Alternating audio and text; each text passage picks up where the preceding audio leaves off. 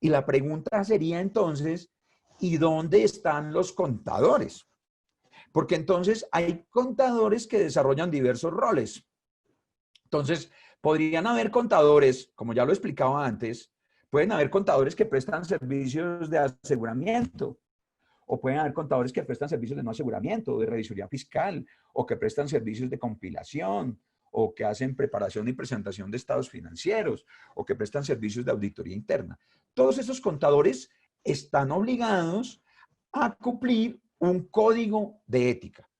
Por eso, quiero plantear algunas reflexiones frente a ese tema que está relacionado con la parte 2, que indica que se refiere al código de ética y las cosas que debe aplicar un contador que está en una empresa. Los contadores en las empresas son la gran mayoría de los contadores públicos en Colombia. Ya les indicaba que pues hay contadores independientes, pero la mayoría están prestando sus servicios en las empresas. Y ese código de ética para los contadores en las empresas y que forma parte del decreto reglamentario 2270 y que, como ya he indicado, es un código que está en un proceso de discusión pública para prever su actualización, pues se refiere a varios elementos que son fundamentales. Uno que tiene que ver con la aplicación del marco, esa es toda la parte 2. Otro apartado que tiene que ver con los conflictos de intereses. Otro apartado que tiene que ver con la preparación y presentación de los estados financieros. Ya les indicaba que un contador puede ser contratado para que prepare y presente los estados financieros. Aquí hay un elemento que es necesario que nosotros revisemos porque si nosotros miramos el tema, en muchos casos los contadores preparan y presentan los estados financieros, pero pues no los certifican, no los firman, ¿sí? Y pues si los firman, a veces tienen dificultades para entender si eso se entiende como un servicio de aseguramiento. Eso no es un servicio de aseguramiento, o si esos estados deben ser certificados. Por eso es que yo llamaba la atención sobre el tema de los servicios de compilación, porque en realidad la preparación y presentación de los estados financieros es un servicio de compilación.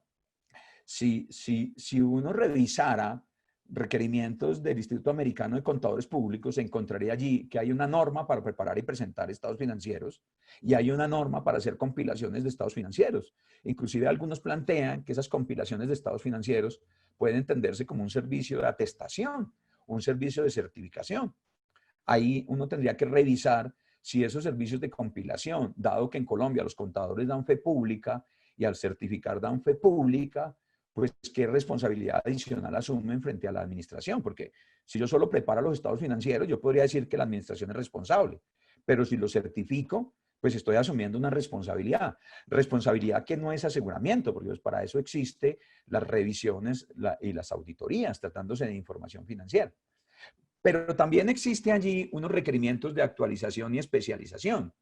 Existe allí también el tema de intereses financieros, el tema de incentivos, el tema de respuesta al incumplimiento de disposiciones legales y reglamentarias y algo que está relacionado con las presiones que ejercen los contadores sobre otros contadores en la profesión contable.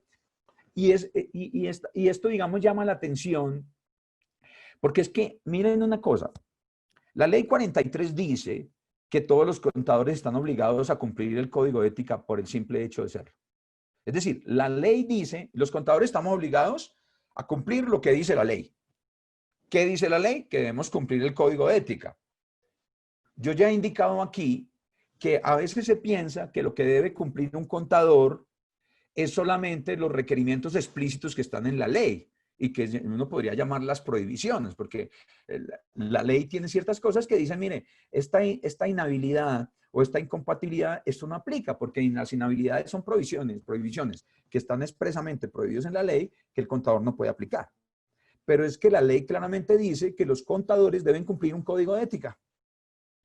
Aquí hay un elemento que debe ser objeto de análisis y es, como la ley no tiene un marco conceptual, el código de IESBA sí lo tiene. Entonces, el marco conceptual funciona como un instrumento que le permite a un contador identificar y evaluar y hacer frente a las amenazas.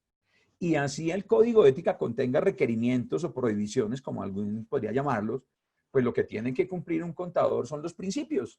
Y la ley 43 dice, los contadores públicos deben cumplir los principios de ética.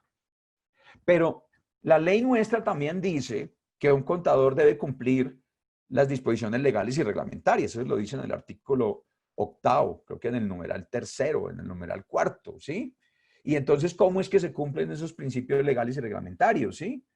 Y la ley también establece como el principio de actualización profesional dentro de los principios. Pero pues eso aplica para todos los contadores. Entonces, miren que es muy importante que uno entienda esta estructura que se aplica a los contadores en las empresas, aquellos que prestan servicios de preparación de los estados financieros, aquellos que prestan servicios de compilación, aquellos que están en la auditoría interna, aquellos que apoyan los procesos internos de una empresa, esos profesionales también deben cumplir un código de ética. Y el código de ética en su parte 2, aquí yo traigo el referente del código de ética modificado, que está dentro del proyecto de actualización del código de ética, pues tiene unos requerimientos que es necesario que uno conozca. Entonces, por ejemplo, la sección 200 se refiere explícitamente a la obligación que tienen los contadores en las empresas de aplicar el marco conceptual del código de IESMA. El decreto reglamentario 302, posteriormente compilado en el decreto 2420, pues dice que todos los contadores en Colombia están obligados a aplicar este código de ética. Es decir, esto no está hecho solamente para aquellos que prestan aseguramiento. ¿Por qué? Porque los contadores en las empresas pueden ser responsables, ya sea solos o conjuntamente con otros, y aquí hay un elemento importante, porque los profesionales de la contabilidad en la empresa no son los únicos responsables de la preparación de los estados financieros. El responsable es la administración. Entonces, conjuntamente con la administración, prepara y presenta información. Y resulta que esa información que él prepara y presenta conjuntamente con otro, que el representante legal certifica y que el contador también estaría obligado a certificar en los casos en que aplique, ¿sí? Entonces dice que eso termina afectando a los terceros y los terceros confían en esa información. Porque es que no es lo mismo un estado financiero que solo está, lo pudo haber preparado un contador, pero no lo firmó. Entonces lo firma el representante legal. Es distinto el estado que está firmado por el representante legal al que le pone la firma al contador. Porque entonces el contador, al prestar ese servicio de preparación, también lo firmó. Y se vuelve responsable junto con otros, porque estás pidiendo una certificación. Aquí habría que preguntarse quién es el responsable. La responsabilidad no es únicamente del contador, él asume una responsabilidad cuando certifica. Y entonces, en ese primer nivel de información están los contadores. Y ahí no estamos hablando ni de aseguramiento, ni de revisores fiscales. Y ahí existe una responsabilidad. Eso significa que cuando uno habla de los contadores en las empresas, pues los contadores en las empresas pues son los empleados que están en las empresas, son los contratistas que están en las empresas y prestan servicios, son los socios que están en las empresas, son los administradores que están en áreas de dirección o de no dirección, son los propietarios que son gerentes de esas compañías o son voluntarios que trabajan en una entidad y que son contadores y que han sido habilitados para el ejercicio profesional, ¿sí? Y eso sin importar cuál es la naturaleza jurídica que tenga la entidad con la cual se relaciona. Recuerden que en Colombia uno habla de personas jurídicas y uno habla de las personas naturales. Las personas naturales también están obligadas a llevar contabilidad y es posible que personas naturales también contraten servicios de los contadores. Entonces, miren ustedes la importancia que tiene el código de ética para los contadores. ¿Y cómo arranca diciendo ese código respecto de las obligaciones que tienen los contadores? Pues le recuerdan la función, porque el código de ética del IESMA en la sección 200 vuelve y dice, señores, los contadores públicos en las empresas deben cumplir los principios fundamentales. Y ellos van a tener que usar el marco para identificar, evaluar y hacer frente a las amenazas en relación con el cumplimiento de los principios. ¿Y eso qué implica? Pues eso implica que los contadores públicos tengan que tener comunicaciones con los responsables del gobierno. Comunicaciones que serán distintas dependiendo de si se trata de un contador que es de nivel directivo y es el que firma el estado financiero, lo certifica, o los contadores que solo son el apoyo de las empresas. Él tiene que comunicarse. Y el código claramente indica que hay que mantener una comunicación permanente con los responsables del gobierno. ¿Por qué? Porque pues él tiene, entonces, pues cuando se comunique, pues tendrá que aplicar el marco. Pero alguien dirá, bueno, pero espere un segundo, entonces los contadores en las empresas también tenemos que hacer evaluaciones de las amenazas, aplicar evaluar las posibles salvaguardas y hacer frente a las amenazas. Pues claro, porque los contadores en las empresas también tienen amenazas. Aquí en esta diapositiva ustedes pueden ver un resumen extractado del Código de Ética que habla de las amenazas de interés propio, de las amenazas de autorrevisión, de las amenazas de abogacía, de familiaridad y de intimidación.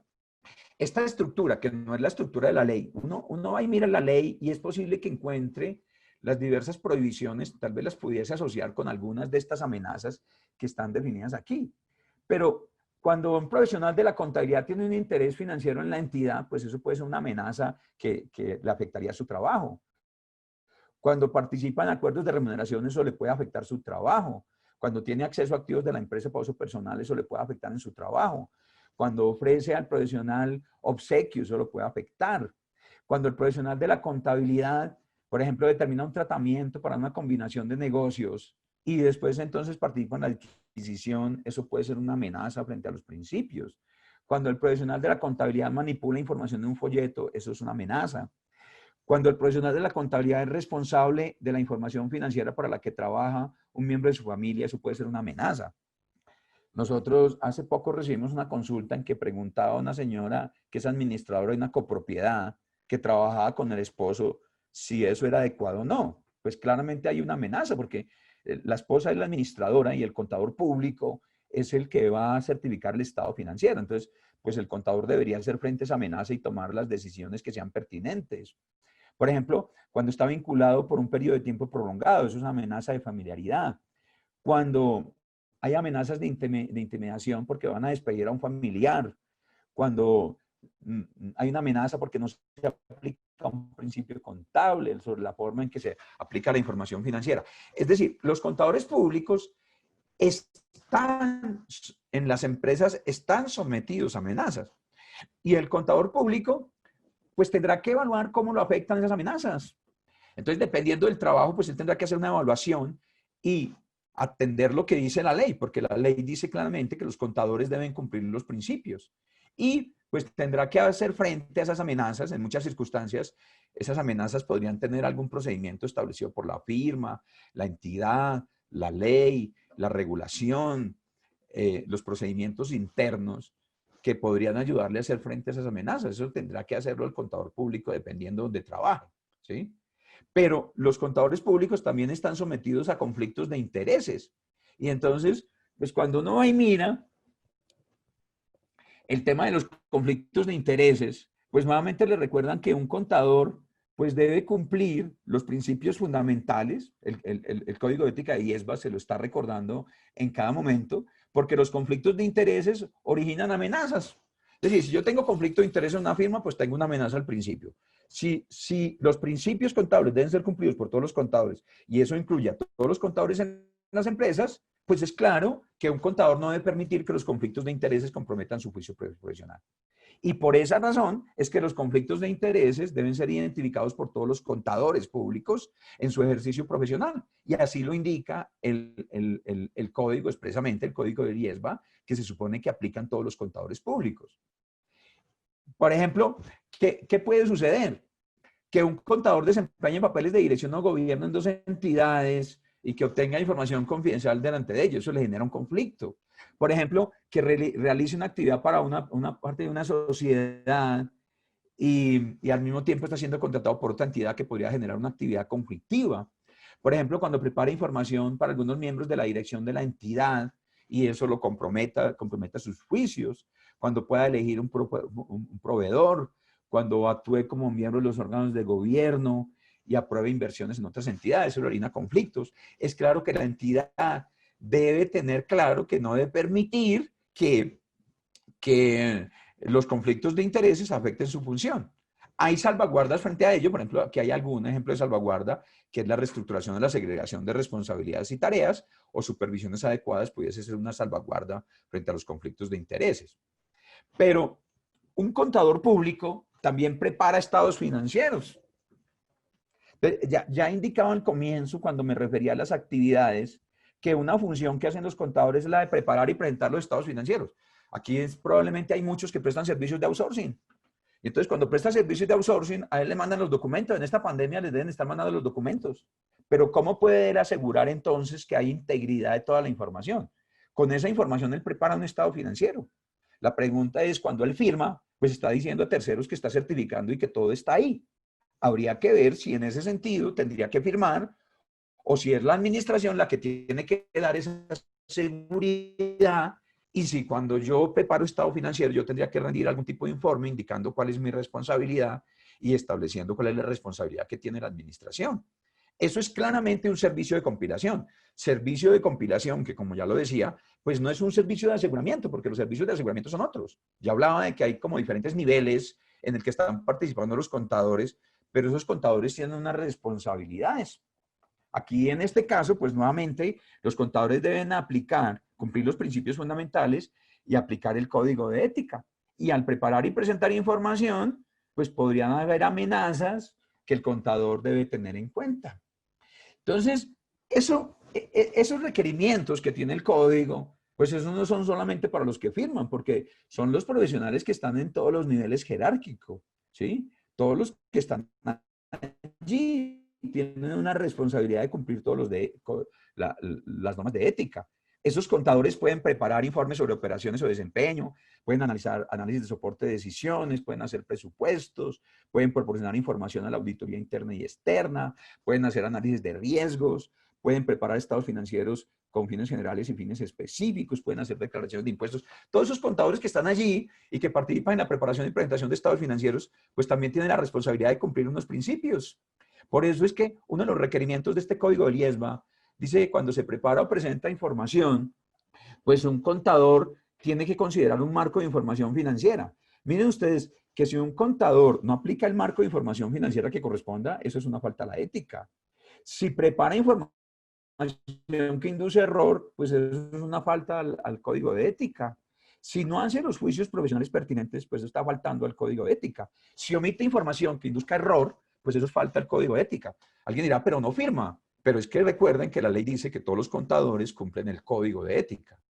Ahora, frente a esos requerimientos, pues hay temas como discrecionalidad de la información, porque pues el contador protege los intereses de la empresa, pero pues tiene que hacer juicios frente a ello y esa discrecionalidad de errores o terceros. Por ejemplo, hacer estimaciones erradas, eso podría ser un error. Elegir una política contable que afecte a un tercero. Transacciones que no han ocurrido, anticipación de ingresos, afectando la información de revelación cuando prepara una nota. Mire que ahí hay muchos elementos que tienen relación con ello. Cuando se confía en el trabajo de los otros. Entonces, también tiene que hacer juicio para determinar cómo confía y eso depende de la reputación y especialización de la otra persona, que eso tendría que ver con las relaciones con los colegas y la forma en que tiene que asumir un contador público cuando asume otro trabajo. También está a nivel de requerimientos en función de la preparación. Si prepara información que induce o podría inducir error, así no firme, pues el contador está incumpliendo un principio. Así no lo firme, pues él está faltando a un principio del código de ética. Y ese concepto de la preparación y presentación de estados financieros, pues también está asociado con la actualización y especialización profesional. Nuevamente, el contador tiene que cumplir unos principios profesionales y el código es tácito al decir que cuando se actúa sin la especialización suficiente, se originan amenazas. Y si yo desarrollo un trabajo para el cual no tengo la capacitación técnica, pues estoy faltando a un principio. Y si estoy faltando a un principio, que es el de actualización profesional, pues estoy incumpliendo el código de ética. Y si estoy incumpliendo el código de ética, pues estoy incumpliendo la ley, porque la ley dice que todos los contadores deben cumplir los principios. Otra cosa, digamos, sin perjuicio de que firme, es que cuando firma, pues está dando una presunción de legalidad. Pero los que no están firmando también tienen una responsabilidad. Por eso el código claramente indica que el profesional de la contabilidad no puede inducir a errores intencionados si su nivel de especialización o su experiencia no es adecuado, ¿sí?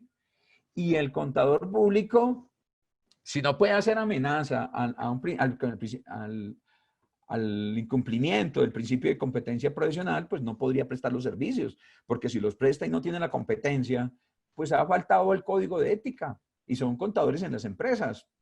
Por eso, todos los contadores públicos solamente pueden emprender tareas para las cuales tengan la capacitación suficiente. No pueden emprender tareas para las cuales no estén capacitados. Incluso un contador público, si contrata un servicio y carece de tiempo suficiente para realizar las tareas a las cuales se ha comprometido, pues está faltando al código de ética. Si dispone de información incompleta, restringida o inadecuada para realizar sus tareas, pues también está incumpliendo el código de ética. Si no tiene la experiencia práctica y la formación práctica, falta el código de ética.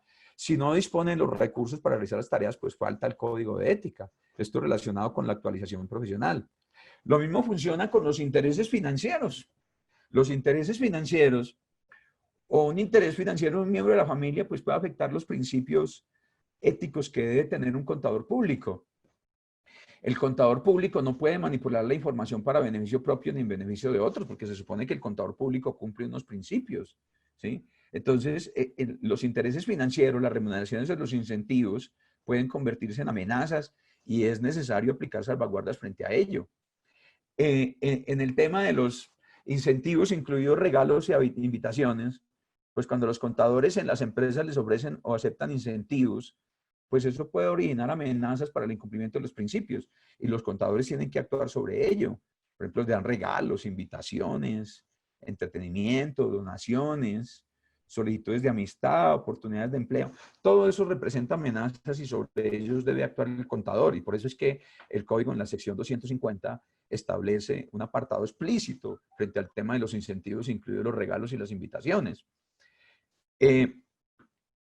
También es posible que, digamos, puedan existir disposiciones legales que asocien a los contadores públicos con el soborno y la corrupción. Y aquí voy a detenerme un momento, porque, digamos, existe el tema del soborno y la corrupción, y siempre es de mucha discusión cuando se incorpora a los contadores públicos y los revisores fiscales con responsabilidades frente a ello.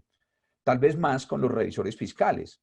Pero si existieran disposiciones legales que están asociadas con el soborno y la corrupción, que prohíben el ofrecimiento de incentivos o la obligación de informar, eso pues el contador tendrá que hacerlo. Pero a veces como que pareciera que esta función solamente está en cabeza de los revisores fiscales, ¿sí? Miren que los contadores también tienen que cumplir otras normas. Y tal vez un tema que es muy importante es cuando a un profesional de la contabilidad se le ofrece o el profesional le ofrece a otros contadores incentivos para que modifique un juicio. Ahí está faltando al código de ética, porque un contador no puede aceptar ni recomendar a otros incentivos para afectar sus decisiones o sus juicios. Ese es un concepto que es necesario aplicar. Tampoco pueden ofrecerse incentivos a miembros de la familia. Allí está indicado eso, pero pues esto no aplica solamente para los contadores que en el ejercicio independiente, aplica para todos los contadores. Y eso que estoy diciendo se confirma cuando uno va y mira todo el tema de la respuesta al incumplimiento de las disposiciones legales y reglamentarias. Y aquí voy a detenerme un momento, porque esto amerita una explicación adicional. La ley 43 dice que todos los contadores deben cumplir las disposiciones legales. Y además de eso, uno de sus principios se refiere a la observancia de las disposiciones normativas. Si la ley 43 lo dice y es obligación de todos los contadores, y uno de los principios es que se cumplan las disposiciones normativas, la pregunta es, ¿aplica esto solo para los contadores que están prestando servicios de aseguramiento o revisión fiscal? Aplica para todos los contadores. Y entonces, ¿cuál es entonces la responsabilidad que tiene un contador cuando encuentra que la empresa está incumpliendo disposiciones legales y reglamentarias? Porque si uno revisa una auditoría de estados financieros y va y mira la NIA 250 y dice allí que el responsable por cumplir las disposiciones legales y reglamentarias es la administración, pues entonces uno encuentra que hay una responsabilidad ahí en las empresas oficiales de cumplimiento. Pero cuando el contador que está haciendo la auditoría va a emitir un dictamen, evalúa el cumplimiento de esas disposiciones legales y reglamentarias, porque podrían tener efecto en las firmas, pues ahí hay una responsabilidad del que ejerce como revisor fiscal o como auditor. Pero cuando al revisor fiscal le dicen que tiene que verificar el cumplimiento y rendir un informe, pues allí existe una función. Pero entonces la pregunta es, bueno, ¿y los contadores que no hacen eso, que no son administradores, que tampoco son revisores fiscales ni auditores externos, que no están evaluando el cumplimiento legal ni están rindiendo un informe, entonces, ¿qué responsabilidad tienen frente al cumplimiento legal y normativo? Aquí hay una reflexión frente a ello, porque la ley es expresa al decir que todos los contadores deben cumplir las disposiciones legales y reglamentarias. Tal vez no tiene un desarrollo, y por eso es que este tema, dentro de esta modificación al Código de Ética y en esta sección particular, 260, que se refiere al incumplimiento de disposiciones legales, tiene una importancia altísima. ¿Por qué? Porque esta sección no se encuentra hoy en el decreto reglamentario. Es una sección nueva que debe ser revisada para ver si pudiese incorporarse, ¿sí? ¿Por qué? Porque los contadores públicos en las empresas, los que están allí participando en la preparación de los estados financieros que no firman y los que firman, pues tienen unas responsabilidades frente al incumplimiento. Y por eso es que el mismo Código de Ética establece que el contador asume responsabilidad de actuar en el interés público. Por eso es que es un interés que va más allá del mismo servicio que prestan las empresas. Por eso es que es tan importante cumplir los principios de integridad y comportamiento profesional y alertar a la dirección cuando hayan incumplimientos o llevar a cabo acciones posteriores. Un contador que participa en la aprobación de los estados financieros que no firma, que identifica un incumplimiento, él tiene la obligación de comunicarse con sus superiores e informar sobre ello. Incluso podría darse el caso que el contador, si las disposiciones legales así lo requieren, pues que informe sobre un incumplimiento normativo, ¿sí? Son muchas las normas que establecen ese tipo de disposiciones de informarlo, pero a veces pareciera que la profesión contable solamente se está ocupando de aquellos que están estableciendo su firma, cuando la ley ha establecido claramente una función de que la función de cumplir las disposiciones legales y reglamentarias es de todos los contadores públicos. Por eso, aplicando procedimientos internos, pues el contador público que detecta un incumplimiento, así no sea revisor fiscal o auditor externo, pues tendría que aplicar los principios éticos. Y miren que yo, en estas reflexiones, he querido conectar el requerimiento de la ley, porque entonces uno dirá, si va a haber una actualización del Código de Ética, se incorpora el incumplimiento de disposiciones legales y reglamentarias. La ley 43 dice claramente que los contadores deben observar las disposiciones legales y reglamentarias. Y también tiene otras disposiciones sobre el soborno y este tipo de cosas. Habría que ver entonces cuál es la responsabilidad que tienen los contadores y cuáles son los principios que ellos tienen que aplicar, ¿sí?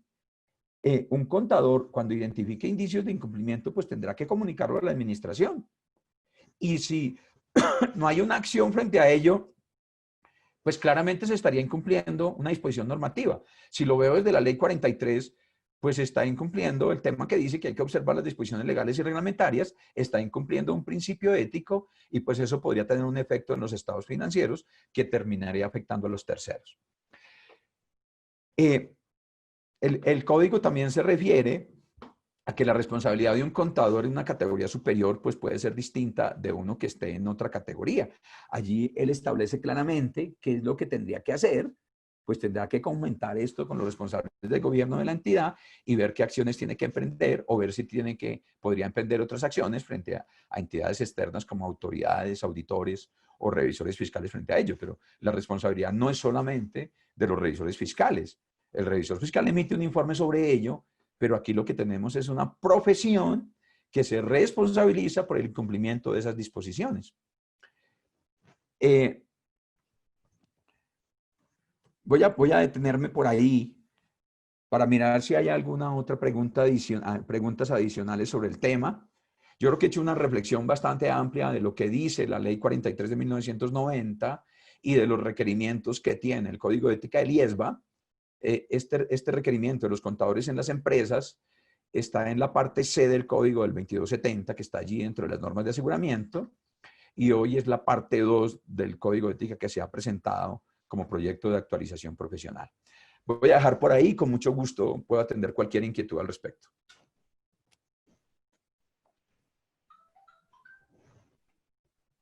José.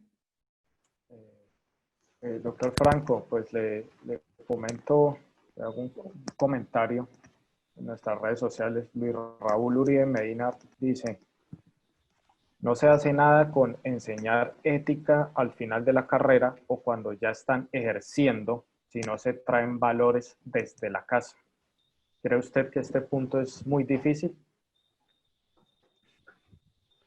Mira, hay una discusión que no es de esta mesa y es qué es lo que debe enseñarse a los contadores públicos. Y dentro de esa estructura de lo que son los estándares internacionales de los contadores profesionales en el mundo, digamos, está toda la estructura de las competencias técnicas, está toda la estructura de las habilidades que tiene un contador y está toda la estructura de valores. Esas son las NIE 2, 3 y 4. Yo siempre he pensado que la ética se aprende con el ejemplo. Y siempre he pensado también que un contador, lo más importante en un contador son los valores. Pero yo creo una cosa, yo siento que a veces los contadores no conocemos todo esto que yo estoy comentando, tendríamos que conocerlo, pero aún más importante que los contadores que lo conozcan, pues tienen obligación de hacerlo porque tienen que aplicar las normas éticas, sí es muy importante que otros lo conozcan. Entonces, yo sé que la ética es un asunto que se aprende con el ejemplo, pero el ejemplo tiene que venir de todo. Yo, por ejemplo, creo firmemente, si los empresarios conocieran que los contadores tenemos la obligación de aplicar un código de ética, cada vez que un empresario contrata a un contador debe tener claro eso. Si las autoridades que ejercen inspección y vigilancia de la profesión establecieran mecanismos para enseñar, para difundir, para que la gente conociera y también establecieran los mecanismos de sanción que castigaran a los que los incumplen, teniendo en cuenta toda la proporcionalidad, porque eso no puede ser igual para todos, pues eso también sería otra manera. Entonces, además de enseñarse, además del ejemplo, pues hay muchos los otros elementos. Es un sistema que se pone al servicio de todos, ¿sí? Yo particularmente creo que si el sistema no funciona y si solamente la obligación quedan los contadores, pues no funciona. Entonces aquí tenemos una oportunidad muy grande para hacer conocer cuál es el talante y cuáles son los compromisos que asume un contador. Y si el mismo Estado nos asigna una función de dar fe pública, pues nosotros tenemos que responder con unas calidades. Calidades que empiezan con los valores. A partir de los valores, pues vienen las competencias y las habilidades que uno adquiere. Pero pues no se puede ser competente sin tener valores. Entonces, esa es una de las cosas principales que tienen los contadores. Por eso es que es tan importante entender el rol que tiene un contador. Y yo sí los invito a que reflexionen. El código de ética es para todos los contadores. El código de ética no es solamente para una parte de la profesión. Yo tengo una inquietud, doctor Wilmar. Los contadores de por sí tenemos miedo a firmar, colocar la firma de acuerdo con lo que usted hacía en sus comentarios. Pero ese miedo podría representar una posibilidad precisamente para el Consejo Técnico de la Contaduría. ¿Qué tal si el Consejo Técnico de la Contaduría hace específicamente una orientación sobre esto? Yo le confieso, no le voy a decir cuántos años llevo yo en la profesión y yo no conocía un texto. Es decir, ustedes basados en todo esto del IESBA pueden producir una orientación del cual salgan unos manuales y del cual salgan o que incluya un instructivo y que las empresas coloquen un anexo a su contrato de trabajo sobre estos detalles. A mí me parece que eso sí sería un servicio del Consejo Técnico de la Contaduría a una comunidad desinformada totalmente. Yo le confieso, yo he tenido empleados, he sido funcionario, empleado, he sido revisor fiscal, pero en esto para el contador que trabaja en la empresa no existe nada.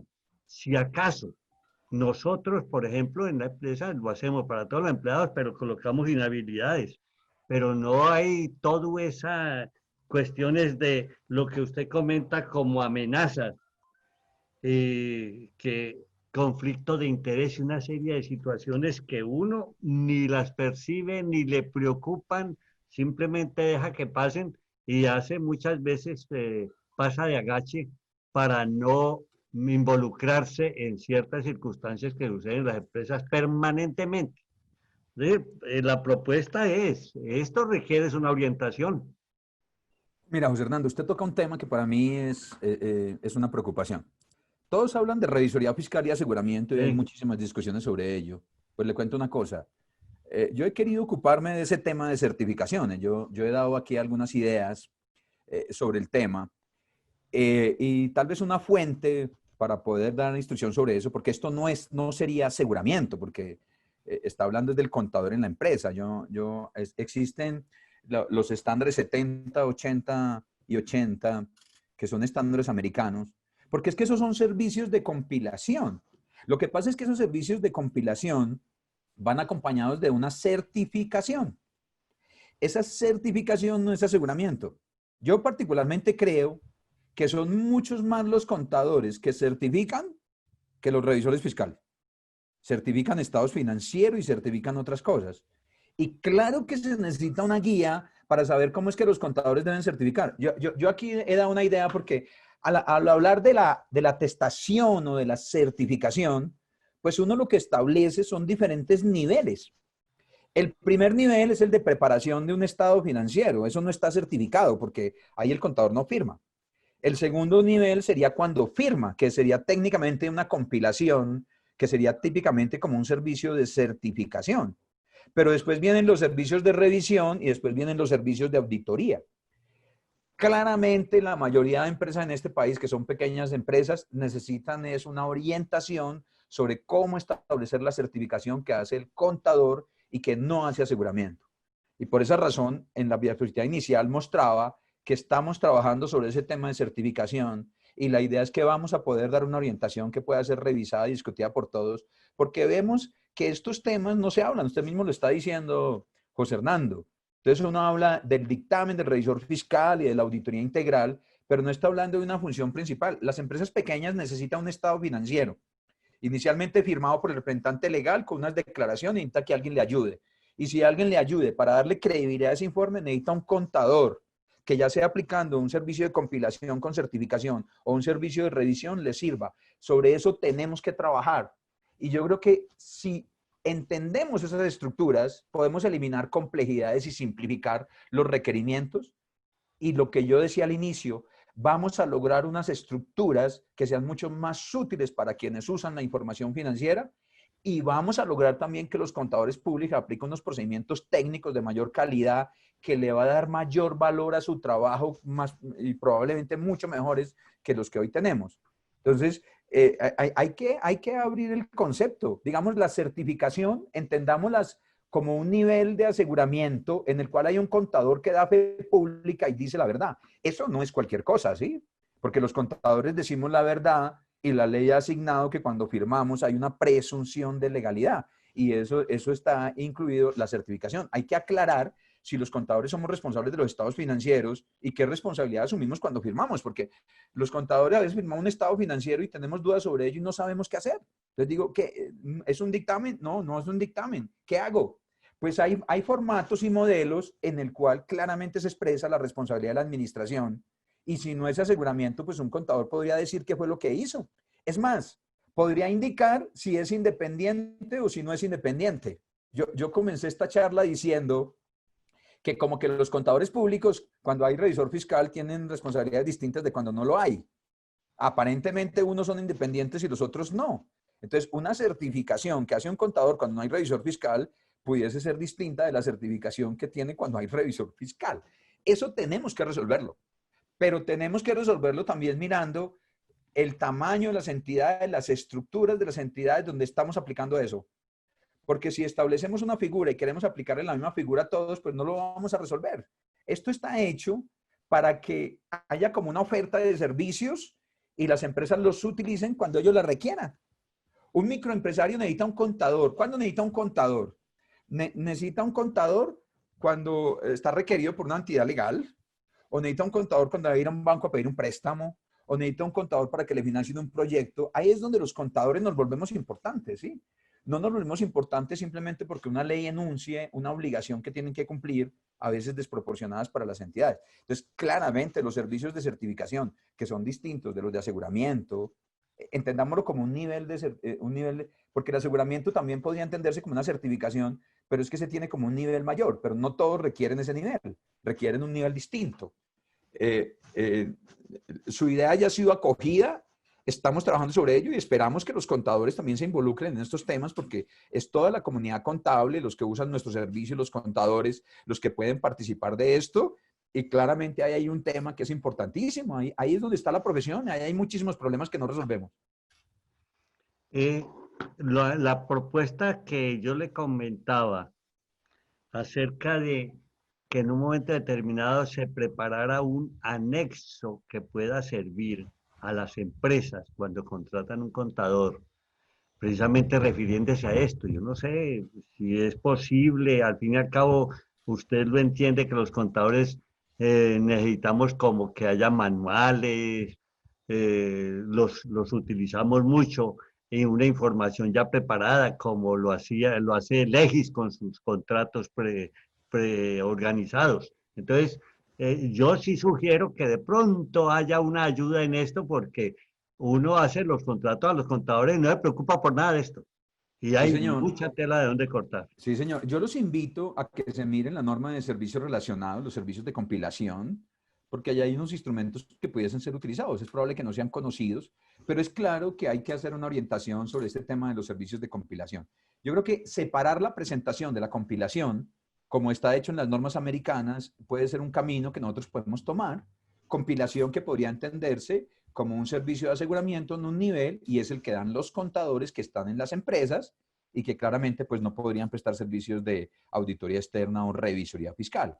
Pero entender eso ayudaría muchísimo a las pequeñas entidades y también ayudaría a que las autoridades entiendan que es que los requerimientos no pueden ser los mismos para todo tipo de entidades. Hay entidades que requieren unos servicios y hay entidades que requieren otros.